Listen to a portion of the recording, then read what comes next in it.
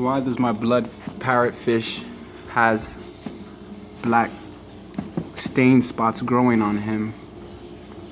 I'm thinking because he's under stress with this red devil that I have. I don't know what to do. It's really nice, but it's coming out more. And I keep on catching the red devilfish, like trying to attack him, but then I see the parrotfish trying to attack this one over here.